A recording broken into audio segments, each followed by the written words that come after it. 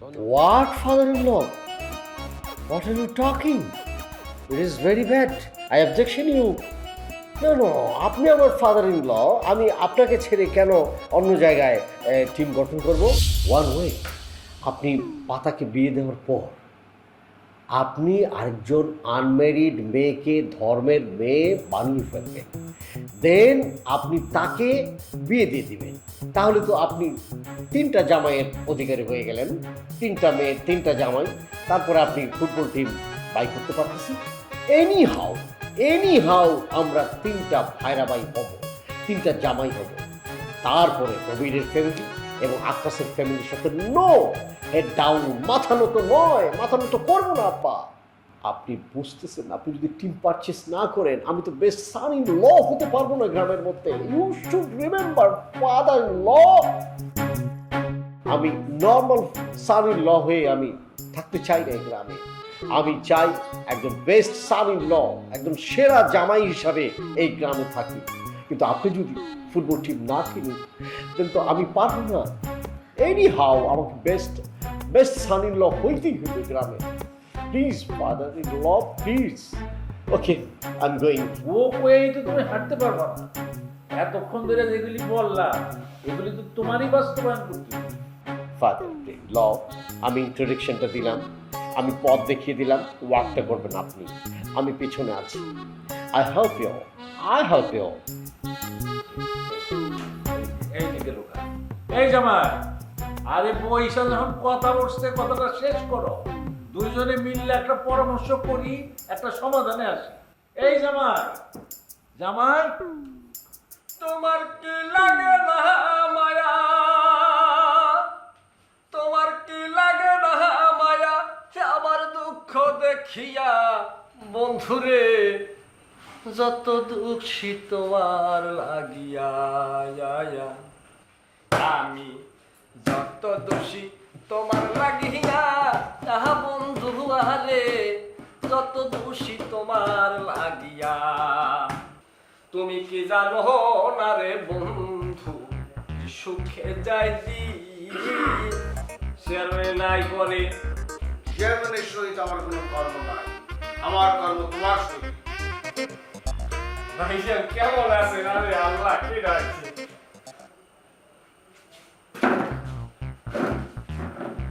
তোমার ভক্তি দেখিয়া আমি ধন্য হইলাম, তবে অহেতুক ভক্তি চৌর্য বৃত্তির লক্ষ্য। কথাটা খারাপ করলাম, তো ভালো আমার ফাটা বলছেন, জানলেন কি ভালো করতে চাই, বরাবর দোষের বাগি হই। আচ্ছা যাই হোক, কর্মটা কি আমার লগে? ভান ভনিতা না করিয়া সোজা সাপটা কথা বলিতে আমি স্বাচ্ছন্দ্য বোধ করি। শর্ত ব্যতীত আমি একটা টিম খরিদ করিতে চাই। বৃদ্ধ হইয়া টিম খরিদ করিব, এত ধৈর্য সৃষ্টিকর্তা আমাকে প্রদান করে নাই। আমি অনতিবিলম্বে একটা টিম খরিদ করিয়া শ্বশুরদের কাতারে দাঁড়াতে চাই।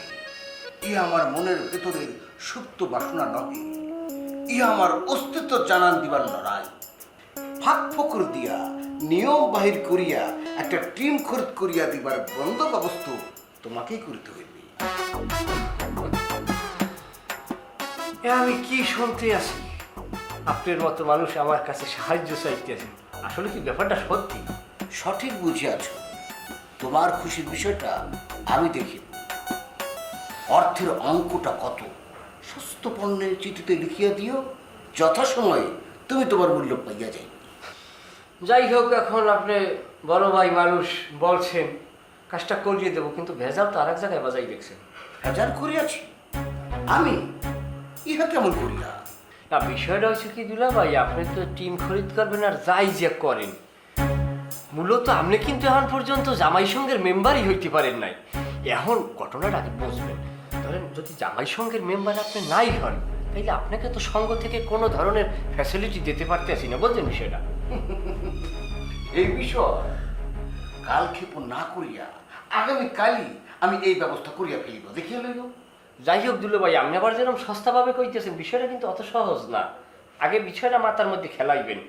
ধরেন আপনি জামাই সঙ্গের মেম্বার হইতে হলে যেটা প্রথমত লাগবে, আপনার শাশুড়ি এবং আপনার স্ত্রীর নিঃস্বাক্ষরিত আপনাকে চারিত্রিক সনদ দিতে হইবে। সেই সনদ নিয়ে এখানে জমা দেবেন।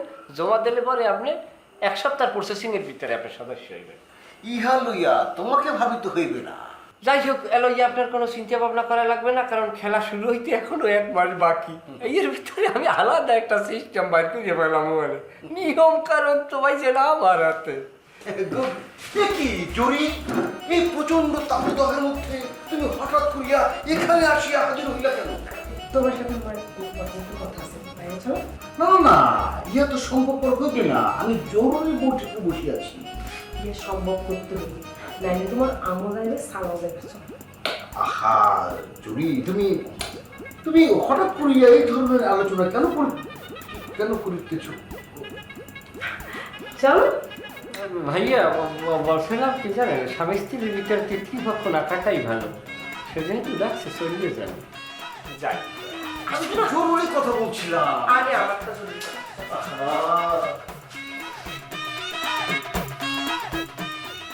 আরে মালিক, আমারটা কই? সুখে যাই দিনে দিনে সোনার তনু হইতাছি। ডানে বললে বামে যায়, সোজা বললে উল্টো, এমন কেন করে বলতে পারে না কেউ তো। শুরুর আগে সব কিছু করে দেয় এন্ড। তারা হাউস হাজবেন্ড, তারা হাউস হাজবেন্ড, তারা হাউস হাজবেন্ড, তারা হাউস হাজবেন্ড। হাঙ্গামা ঝুট ঝামেলা নিত্য তাদের সঙ্গী, কাজের চেয়ে বেশি তাদের কথা বলার ভঙ্গি। নিত্য তাদের লড়াই চলে,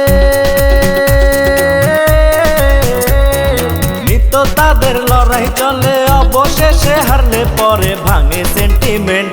তারা হাউস হাজবেন্ড, তারা হাউস হাজবেন্ড, তারা হাউস হাজবেন্ড, তারা হাউস হাজবেন্ড।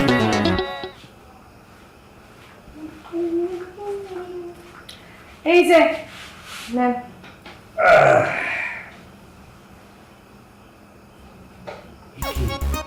হাতে পান, সামনে পরি দাঁড়ানো, একে আমি ঠিক দেখতেছি? জি, আপনি একদম ঠিক দেখতেছেন। একটু সিম্পল। আল্লাহ, এই তো সাংঘাতিক। সত্যি সত্যি তো দেখতেছি আমার রেশমি পড়ি। তাইলে রেশমি হলো হঠাৎ করে এইরকম সাংঘাতিক রকমের সাজগোজের ঘটা কি? কারণ আমি তোমার উপর মুগ্ধ, তাই মনে করলাম আরেকটু সাইজে গুজে তোমার মুগ্ধ। আমি তো তোমারে দেখে সারা জীবনই মুগ্ধ, কিন্তু আমার কোন কাজে তুমি মুগ্ধ হইলে কত? এই যে তুমি 24টা ঘন্টা আব্বার সাথে লাগে রয়েছো, এই জন্যই আমি মুগ্ধ। শুনো, এইটা কিন্তু মোক্ষম সুযোগ, এই সুযোগ কিছুতেই হাতছাড়া করা যাবে না। কিসের সুযোগ বুঝতে পারতেছি না, কি বিষয়ে কথা বলতেছো? আরে বাবা, তুমি ভুলে যাইতেছো, এই গ্রামের ঐতিহ্য কি, যে সেরা জামাই হয় তারে তার শ্বশুর শাশুড়ির সম্পত্তির বেশিরভাগ অংশ দিয়ে দেয়। এখন তুমি যদি আব্বারে পটায়া এই সময় একটা টিম কিনতে পারো আর তারপর সেরা জামা হইতে পারো, তাইলেই দেখবা আম্মা নিজের ইচ্ছায় আমাদের দুজনের নামে সম্পত্তির বেশিরভাগ অংশ লিখে দিছে। এই সুযোগটা কিন্তু কাজে লাগাতো। তো এই বিষয়টা নিয়ে আমি চিন্তা করেছি, অনেক ভাবিছি, কিন্তু ওই যে গিট্টু লাগিয়ে রেখেছে আম্মা। আম্মা কিসের গিট্টু? সে তো এই টিম কেনার বিপক্ষে।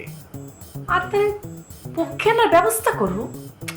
ব্যবস্থা তো করার চেষ্টা করতেছি, কিন্তু গিট্টুটা আরো এক জায়গায় লাগিয়ে রয়েছে। কিসের গিট্টু? ওই যে আলতার বিয়ে। হালতার বিয়ে? হালতার আবার বিয়ে হলো কবে?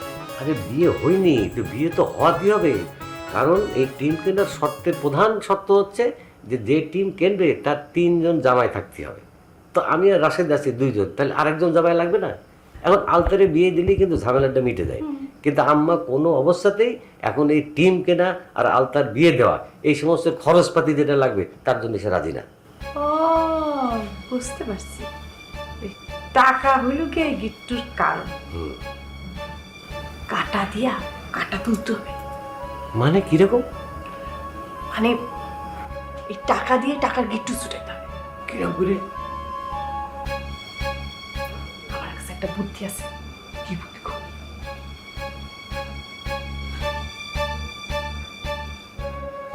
ওরে আল্লাহ, এই নইলে আমার বউ নাকি?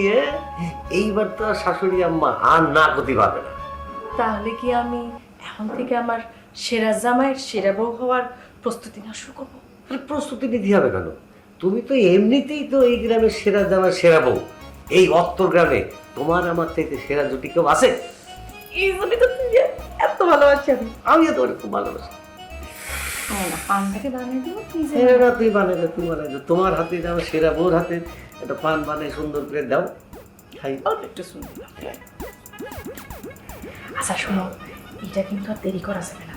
যেমনি পারো আব্বারে বুঝায় বুঝায় একটা ব্যবস্থা করা লাগবে। টিম কিন্তু কিনাই লাগবে। সে আমি করে ফেললাম, এটা আমি ট্রেন করানো হয়ে গেছে। আকাশ ভাই, ওর বাইলাম তোলে তোলে তুমি নাকি একটা টিম কিনতেছ। এসব আজগবি খবর তোমরা কোনে পাও? কোনে পাই, বাতাসে বাসে। শোনো, বাতাসের কথা বাদ দাও, আমার কথা শোনো। আমি এবার টিম কিনতেছি না, ব্যাস। কারণ জামাই লাগবে 3 ডে, আমার তো জামাই 2 ডে, শর্ত তো পূরণ হয় না। আর তাছাড়া ওই একটা টপি নিয়ে আমিও কামড়া কামড়ি করতে চাই না, ওর মধ্যে আমি নাই। তোমরা নিজেরা ভাগাভাগি করে নেবে, তাও লেওগা। আমি সেরা জামাই ছিলাম। এই ট্রফি যে কি স্বাদ, এটা যে কি জিনিস সেটা আমি জানি। তবে একটা কথা, এই কালাম মুন্সি কারো দয়া দাক্ষিণ্য নিয়ে কিছু নিব না। আঙ্গুর খাইতে না পারলে যে কি কথা আছে না কয়, টক টক। আরে জামা, এই একটা শর্ত পূরণ যে করতে পারতাছ না, এটা বলতে কি লজ্জা লাগতাছে? লজ্জা না, ভুল বুঝতেছ। ঘটনাটা কি জানো, আমার দিলের ভিতরে কোনো লোভ নাই। আমিও কিন্তু এই গ্রামে সেরা জামাই ছিলাম, সাবেক সেরা জামাই। আমারও কিন্তু লোভ টোপ ওইসব কামড়া কামড়ির কোনো স্বভাব নাই, বুঝছো? তাছাড়া আমার যে 2টা জামাই আছে, থাকো তো সেরা হওয়ার দরকার নাই, তারা অলরেডি এই গ্রামে সেরা হয়েই আছে। আমিও আর নতুন করে কোনো টিম কিনতেছি না, ও কারণে পয়সা নষ্ট, বুঝছো? এটা কি করবি জানি নে, তবে আমি টিম কিনতেছি না, এটা কিন্তু ঠিক। কারণ ওই তোমার ভাবি না, তোমাদের আপা মানে আমার বউ, সেইটা সে কয়ে দিয়েছে, হ্যাঁ, যে টিম কেনার ক্ষেত্রে নয়াকারে না। হ্যাঁ? আর আমি হলাম সেরা জামাই, এখনো সেরা জামাই। আর তোমাদের ভাবি কয়, মানে আপা কয়, হ্যাঁ, যে হচ্ছে তুমি, তোমার বয়স অনেক বেশি হলেও, 60-এর উপরে হলেও, তোমার কিন্তু এখনো তুমি এলাকার সেরা জামাই। আপা কি কয় না কয় এটা তো আর আমি শুনতে চাই না, আমরা শুনতে চাই না। না ওই এই গ্রামে কিন্তু তোমার নিয়ে অনেক কথাই ভাসে। হ্যাঁ, বাতাসের কথা বাদ দাও, বাতাসে কথা শুনতে শুনতে একদিন দেখবে যে নিজেই বাতাসে ভাসে চলে গেছো। বেসাল আমরা বন্ধ করি, কারণ কি জানো, কেবল ঘোষণা হয়েছে, কয়েকদিন যাওক না, তারপরে এই সবার চেহারা দেখা যাব, কে কি করতেছি তখনই বোঝা যাব। হ্যাঁ, সেটাই, সময় হলে পরে এমনি টের পাওয়া যাবে না কিটা কি করতেছে। আচ্ছা বাদ দাও, আমার আবার কাম আছে, যাইতে হবে। এই চাটা ঠিকঠাক মতো বানায়, বুঝছো? এই চা তো একটা মুখে দেওয়া যায় না, ফালতু একটা। গেলাম।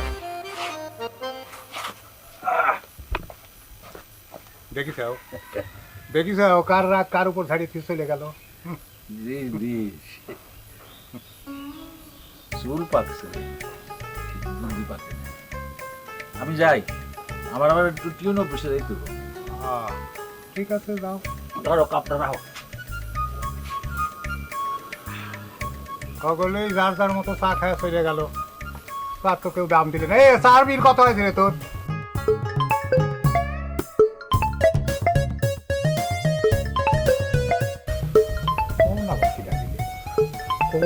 বড় জামাই ফোন দিছে। হ্যাঁ জামাই, কি হয়েছে? আরে আসো, তুমি আসো তো। এমন করিতেছ কেন পত্নী? হাত ধরিয়া টানিয়া তুমি আমাকে কোথায় লইয়া যাইবি? কতক্ষণ কিন্তু তুমি আমার সঙ্গে একই আচরণ করিয়াছ। কেন করবো না? একই আচরণ আমি কিসের জন্য করবো না বলো?